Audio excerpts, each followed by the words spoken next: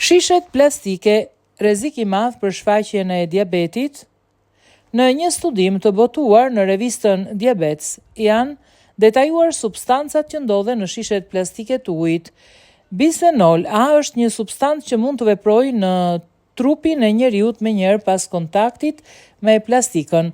Kjo substancë është ndaluar në Bashkimin Evropian për prodhimin e shisheve të bebeve që nga viti 2011, ndërsa importi dhe prodhimi i produkteve që e përmbajnë është gjithashtu i ndaluar, por rregulloret përkatëse nuk janë zbatuar në vende të tjera, sipas të dhënave të mbledhura personat e të cilëve ju dha bisfenol kishin një përgjigje të reduktuar ndaj insulinës, që do të thotë se substanca rrit rrezikun e zhvillimit të diabetit tipi 2. Prandaj ka nisur diskutimet që plastika të ndalohet plotësisht në industrinë ushqimore, duke dhënë alternativa si enët e çelikut apo qelqit.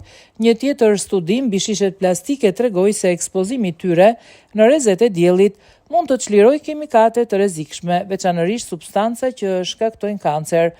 Konkluzionet e fundit mbi plastikën tregojnë se kërkohet një qasje re për përdorimin e tyre dhe se ndërgjegjëzimi ekonomik i publikut për reduktimin e saj nuk është vetëm një trend i kohës.